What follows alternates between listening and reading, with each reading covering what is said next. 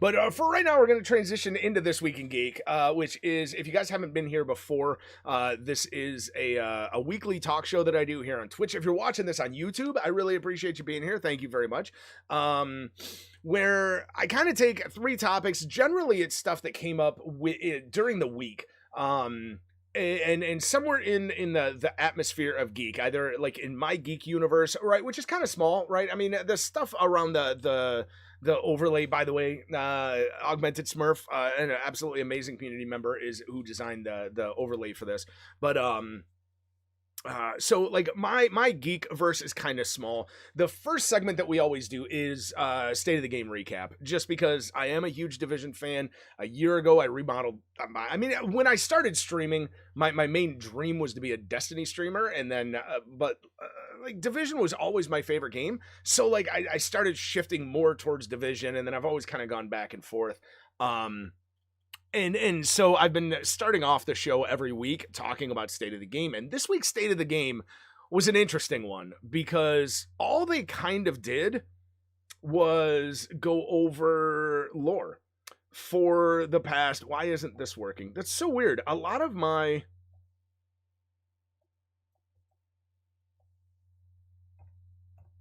Okay, there we go. Now the chat button. Now the chat window's working. It wasn't working before. I had to redo the source. A lot of my sources aren't working. But anyway, all they did was kind of go over the lore up to this point. So it's just really, really kind of boggling to me that they would do that. And if you do want catch up on lore, I definitely suggest going to that website right there. It's YouTube, but go check out NGN Gaming. He does some of the best lore videos on Division ever. He really, really does, and he's got a great voice. He hates his voice, but if you ever see him here in chat or anywhere else, fucking compliment him on his voice. He's English, British, European, and I love his accent. I've got a thing for accents, so I really, really love his accent. But great guy, makes some great videos. And so State of the Game today, they went through the lore of Division 1, and they did it with the intention of trying to catch up, because, you know, we've got episode 3 coming out, and episode 3, rumor is going to be very, very lore heavy. So they literally went through from the beginning and like the first wave, and who Aaron Keener is, for obvious reasons. You know, episode 3 is going to be connected somehow to Keener. But they did all of that without, once again, telling us the date for episode 3. And we were talking about it a little bit today, because I streamed after State of the Game, and we were really trying to come up with, why won't they just give us the damn date yet? And I've still haven't been able to come up with any good reason. And all of us today, we were all talking about it. None of us could come up with a reason.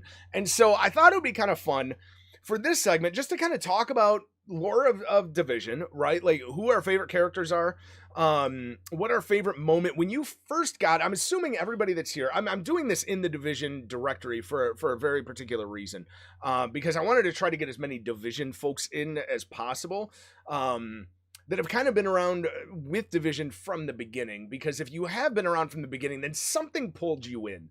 And for me, it was the story. It was a story in the setting. I love winter. I'm from Michigan, so like winter's always been my favorite season. I used to weigh 400 pounds, so I was fucking gargantuan. And as you can see right now, you know, it's winter. I'm sweating. I could sweat sitting naked in a snowstorm. And so winter was always my most comfortable season, because A, it was cold outside, and B, I got to wear the most clothing, right? So like as a big fat guy, the more clothing I could wear, the more comfortable I was when I would go out in public, whatever. Like summer was always weird. You got lighter clothes that like hug you in places you don't want to be clothed or hugged. So when I got the Division, winter was a huge thing, and you don't see a lot of games set in winter. And then the story, the initial idea of the story really pulled me in, because it wasn't a zombie story. And like most of the times when there's an outbreak and blah, blah, blah, blah, blah, there's a zombie fucking outbreak, zombie apocalypse, blah, blah, blah. And I really hate zombies. I shouldn't say I hate zombies. I like zombie stories, but I think it's overdone. So the fact that Division was able to do what they did with their story, and not have it be zombies. And like for the 3 years that I played Division 1, I remember everybody like, hey, when are we getting zombies? When are we getting zombie mode? And I'm like, fucking please no, because the moment they bring in a zombie mode, I think I'm done, because at that point I think they jumped the shark, right? So I'm curious, what was your moment that really pulled you into the Division?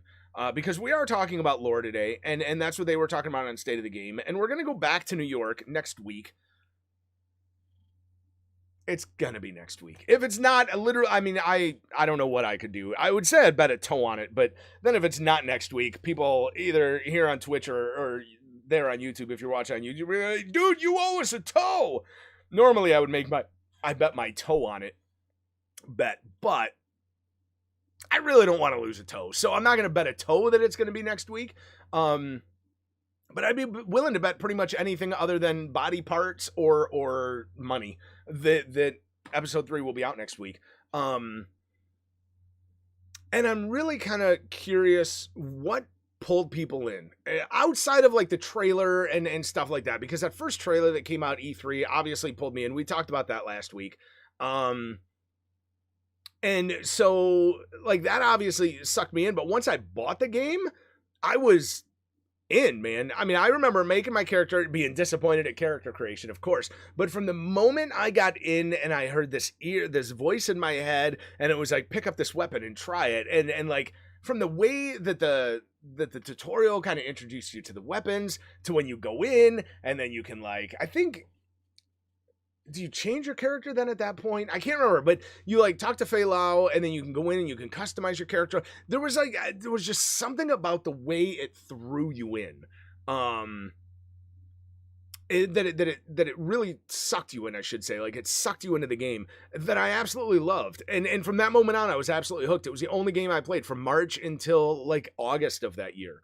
And I was pretty big into Destiny before that. It was the reason why I never got black on black, my double black shader or whatever it was, for being a veteran in Destiny 1, because I had stopped playing and I never got like the Dark Below or the other expansion for Destiny, because I knew Division was coming out and I was so hooked on it. It was also one of the reasons why at Christmas of that year I'd gotten Battlefront, the first one, and I've bought that game I think 3 times and I never played it. And that was I think second time I got it and didn't play it. I got it for Christmas and then exchanged it for Fallout 4, which was huge at the time. And I played that for like a month, or like I played that for about 4 hours. Didn't like it. Went back to Madden for a couple of months until Division came out. I bet a pineapple pizza. I have bet a pineapple pizza before. I'll bet it again, but at this point, I just don't like it, so I don't see the point of it. Jack, I actually bet Sunday with Johnny Boom. And I bet that if Kansas City would have lost the Super Bowl, I would have had to do an entire stream in a full dress and makeup. But luckily Kansas City won, so we're trying to figure out what Johnny's going to do to pay that bet off instead. But that's my new bet. So, yeah, I guess we could do that. If episode 3 does not launch next Tuesday, I guess I'll be here in a dress a week after that, or sometime after that. From the beginning was kind of different. It was so much storytelling. You can enter an empty apartment and tell who was living there. They paid so much attention to details. And that's what I'm saying. Like, being pulled in that way, I love the echoes. Even the way that they explain the echoes, right? Of like getting the different information from different sources, from like old, traffic cams or whatever, and being able to compile that and create this moment that was frozen in time and you were in it. And like, I know that they're coming out with a Jake Gyllenhaal movie for Netflix. I think that releases next year. I can't wait for that. And I'm praying to God. I'm really praying to God that they implement the echoes in that movie in a really, really cool way. Because I think that's going to be super cool to be able to see, in live action. But that was super cool. I love the way that they did that. We were talking about it a little bit earlier today during State of the Game, that I'm not a huge, like, I love how they tell their lore, because I've had a lot of people come in if I'm talking about lore or if I'm talking about the story of Division, I have a lot of people that come in and they're like, wait, there's lore in Division? There's story? Dude, there's a shit ton of story in Division and Division 2. There's an absolute crap ton of it. But the problem is I, as much as I like the echoes, And I like the voice recordings, and I like that you can go back and re-listen to them again. I don't like the way that they disperse them, right? Where you just find them randomly in places. I like that aspect because it rewards exploration, right? Because you want to explore the whole map. I love the way actually that they did that in Division 1, where if you got, what was it, a certain amount of them, or when you did a certain amount of side missions, it would tell you where all of the audio recordings or whatever were in that section of the map. I really like that idea. The thing I didn't like about it was that you might get one down in like the Lower East Side or whatever, and this one covers, I don't know, Feilau, right? Let's say this one is like introductory to Feilau, and then the other one might be 5 days, it might be 5 weeks, it might be a year and a half later that you get the next one, and you're just supposed to remember what you've already heard in that same conversation. And in the meantime, you've picked up 14 other fragments of all of these other conversations and trying to keep track of all of it. And then I remember as I was doing that, I didn't like that, but I was like, dude, these are super cool. I'm going to wait till I get all of them, and then I'm going to go back and listen to all of them in order. And I literally never did that. I just never did. I should. I really, really should. I think Bon Diesel did a series on YouTube where he went through and actually played a lot of them in order and then did a video on them while he was playing it. So that was super cool.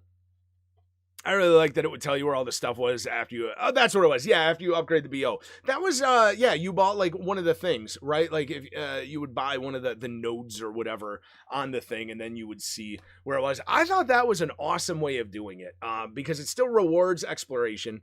It rewards finishing out gameplay and everything. And it still lets you know kind of where you're looking.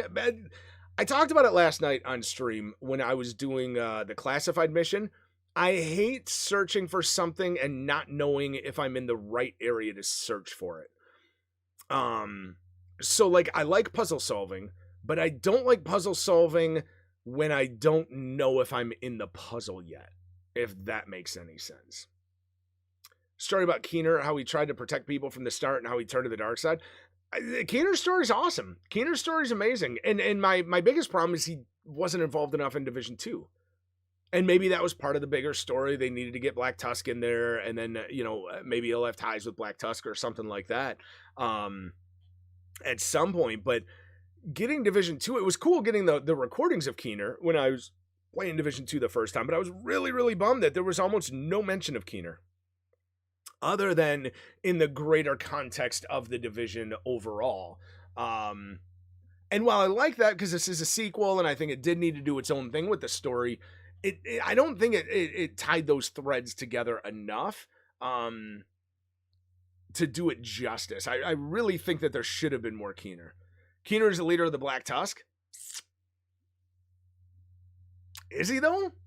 It seems hard for me to believe because Black Tusk seems like they've been around a shit ton longer than 7 months, right?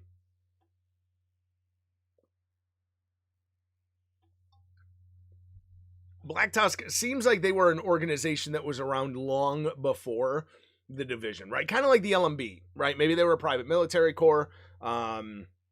Maybe they're the remnants of the Marines or something to that effect. Maybe they were already a world military force. And maybe Keener took him over, but I don't know. He couldn't have thrown the Black Tusk together in the last 7 months. So he might be the leader of them now, but I don't know. I don't know. If you do the hotel mission, it answers this question on a sign. What does it say? I mean, I've done the hotel mission a ton of times, and either I don't remember seeing that or I've never seen that sign. So what does it say, Jack?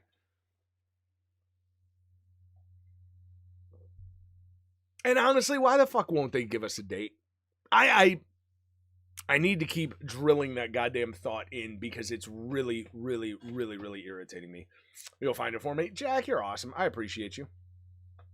So, yeah, Keener might be the leader of the Black Tusk, but if so, where did they start from? Because they had to have started before the virus and before that. And Keener turned after being part of the first wave, which went in and then were like left behind, essentially, right? And so Keener felt betrayed, and that's how Keener was born as this big major villain. You know, and the entire story of Division 1 is only a couple of months, right? Because technically it was still winter, blah, blah, blah. Maybe 2 or 3 months. And then Division 2 picks up 7 months after the initial outbreak. So it's only been 7 months. And I think that's something, in my opinion, that they've kind of failed with as far as the lore and story goes, is that we are, 4 years now? Yeah, in March, it'll be 4 years since the launch of Division 1. And we, as a community, as fans, have been playing this game for 4 years. And it creates this dissonance, I think, when I'm playing the game, at least for me, that like I've been playing it for 4 years. So it seems like all of this time has passed, but really it's only been 7 months in game and in canon. And I really think they need to do something. And that's my biggest hope for year 2. My biggest hope for year 2 is I want year 2, and maybe we'll do this as a topic in a few weeks, but like I want year 2 of Division 2 to just be called seasons, right? And I want season 1 to be, you know, winter, or the current season in game summer, and then I want it to go to autumn, and then I want it to go to winter, and then I want spring, and then summer, and I want there to be a real time would be cool, but like season changing, or maybe a month, you know, by month, right? So like we have a month of summer in game, then it goes to autumn for a month, and then we get a month of winter. I think that would be super, super, super cool. I don't think they will, but that would be dope. Basically, it shows the organizations, Douglas and Hardin, sold their stuff to. Oh, I remember that. But see, that's the thing. Like Black Tusk is essentially was essentially a PMC. Same with LMB. Maybe Black Tusk and the remainder of the LMB.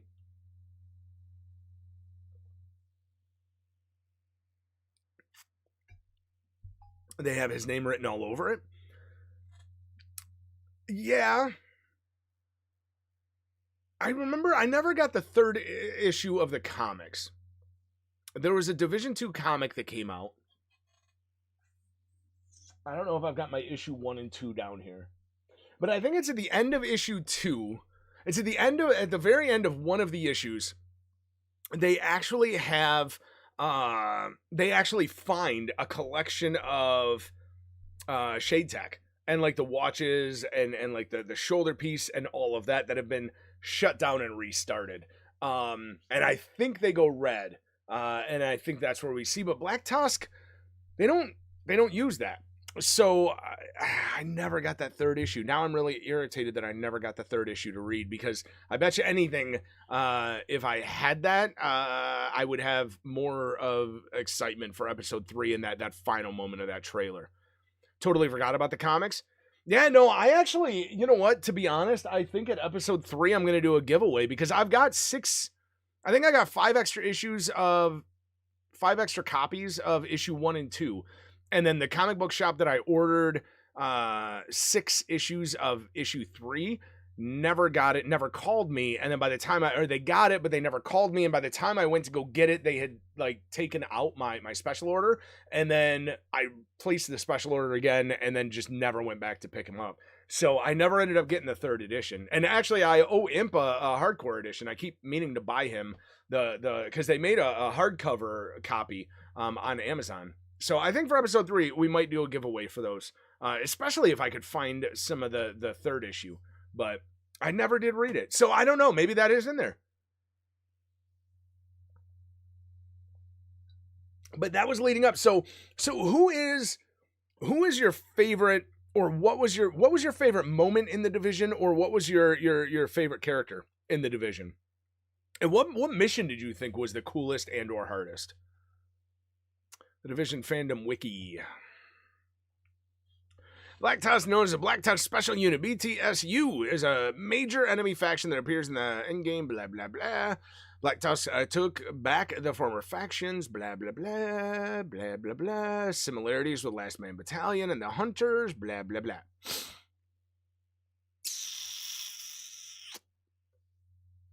Specialist Unit, Barden Schaefer, leader of the Specialist Unit, Alice Galveston, Patris Benner, Elijah Sumner, Jack Bonney.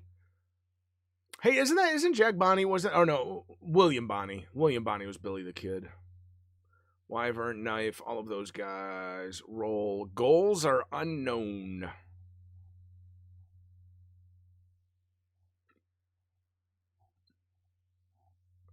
God damn, they got a lot of squads. Known BTSU squads. There's like 30 of them. Dude, that's dope. I've never seen this fandom. I mean, I know I've seen fandom site before, but I've never looked at this one. That's pretty cool. That's super dope. They were hired? They was hired? Who were they hired by?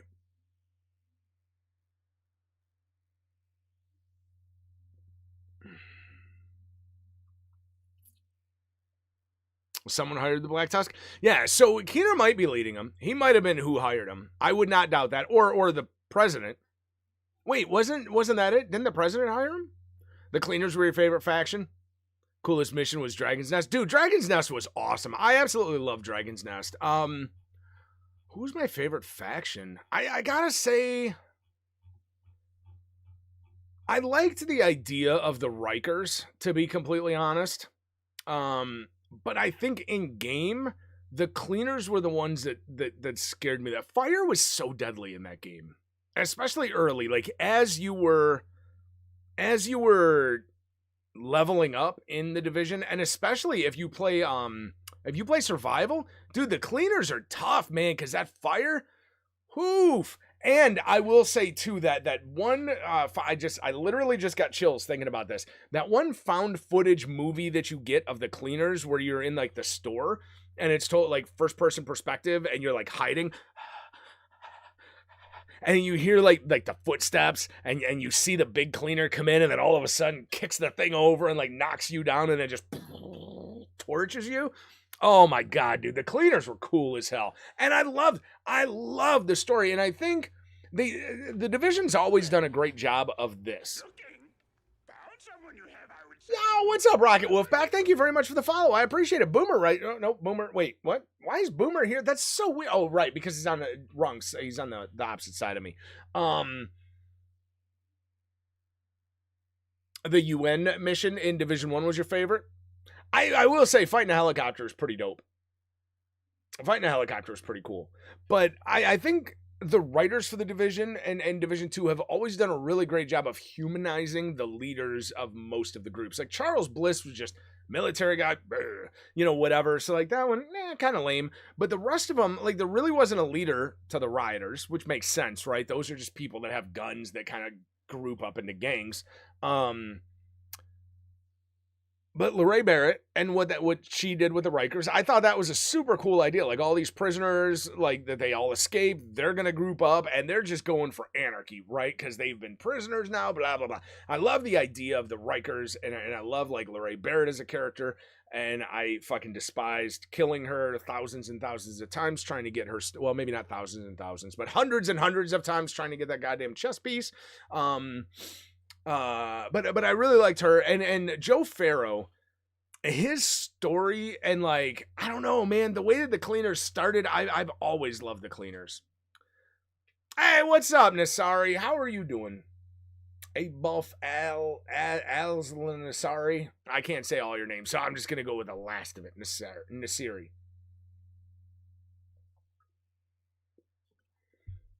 Also, I have to say, really, really quick, because we only got 5 minutes left in this topic. When they were talking about the Division 2 earlier today, they said something about people exchanging mucus. Who exchanges mucus with anybody? Like, I get it. Technically, you sneeze. It's spit, mucus, but man, the way that they said that this morning really just kind of grossed me out. And we had a big laugh about it. We had a big laugh that's why the American forefathers split from, Europe. and from England was that because we didn't want to exchange mucus anymore. That was the hard limit. It wasn't over taxes or taxation without representation or any of the other issues that the kingdom was putting on the Americans at that time. It was really, we were just over the mucus sharing aspect, and it wasn't tea then. Somebody said it earlier today. I can't remember who, but it was essentially the Boston Snot Party, right? Instead of dumping a bunch of tea into the water, they were just dumping into the harbor. They were just dumping mucus, and then I changed that to be, instead of mucus, it was just like, used Kleenexes. And honestly, maybe that's what the cleaners were doing, right? They just originally started off being on a mission to burn all the used Kleenexes. Have you noticed how many disgusting human beings we have that don't actually throw out the Kleenex after they use it, or after, like, they'll use a tissue and then just leave it sitting around? It might just be me, because I'm a disgusting human. And it's very hard for your language. Fair enough. I appreciate it. Gamer Grill Mucus, $10 each. Dude, that's it, bud. That's it. You just unlocked the secret to making $1 million streaming. There you go. You don't even have to stream to make $1 million if you do that. Gamer Grill. Well, it doesn't even have to be Gamer Girl. Although Gamer Girl Mucus would probably sell better than Gamer Guy Mucus. But yeah, maybe you could throw in like $10 each, and then for an extra $5, throw in some butt hairs or something. Camp White Oak. I'm gonna be honest. I hated that mission. I've hated Camp White Oak since they brought it in. I hated it day one. I've hated it since then. Yo, Mark Ramsey, thank you very much for the host, dude. I totally appreciate it. Yeah, Camp White Oak frustrated the bejesus out of me. I loved the zoo for the first half, and then we talked about this last week. One of my friends was in chat that night, and he was like, "Oh, I hate this because like it really feels like this was made for something else." And I was like, I loved it up until that point. And the more I started thinking about it, it really felt like it was supposed to be like an incursion or something other than a mission. And so after that, it was just too fucking long. And Camp White Oak, I hated from moment one. I hated the fact that the president got away. I hated the layout of it. It just seemed like a whole bunch of just pieced together sections that had no reason for us to be there other than chasing this doofus. So it just didn't make any sense. And like, if we have a helicopter that can drop us there, why can't the helicopter take us farther? Like, I just bothers me. It bothers me a lot. Bothers me a lot. And I will say, with episode 3, I know that we're not getting Coney Island as like an explorable new player area, and that kind of bums me out. But what I think bums me out the most about that is that like it seems as if the Pentagon, and I made a video about it, but it seems like the Pentagon mission that we got was supposed to be so much bigger. It seems like that was supposed to be part of a much, much larger DLC. That was supposed to be a full playable area, playable and explorable area, because there's a safe house, which is different from, Camp White Oak or anything else. And it just doesn't make sense. It's even different than Kelsey, than the college right at that point. So like, I'm really curious. I know that we're not getting Coney Island as a playable area, but I'm wondering if it's going to have that same feel of Pentagon, where we're going to have like a save house there, or if it'll be like Camp White Oak, where we just kind of fly in for the mission. Pentagon is a huge ass building. No, I mean, the Pentagon is huge, but like even the area around it, right? Like the part of that mission to get from the safe house to the Pentagon seems really, really ill-conceived. It just seems like there was supposed to be more around there. And I'm really wondering if like, I go back and forth on this thought that like, I know that the DLC was free and it was always meant to be free. So I get that. But I go back and forth wondering if we were supposed to have bigger DLCs, even though they were free, but then all of the work that they had to start doing like April, May, June of last year that they had to start doing with the gear because like an end game, because there were problems that were being found, maybe that changed what we were supposed to get, and then we ended up with what we got. because then they had to put so many resources toward fixing that stuff. So I don't know. But and Gail, that's why I made the video I did about the Pentagon. In my opinion, should have been a giant fucking replayable area with a bunch of missions. Like, it should have been Underground 2.0. It really should have been. I will never stop saying that.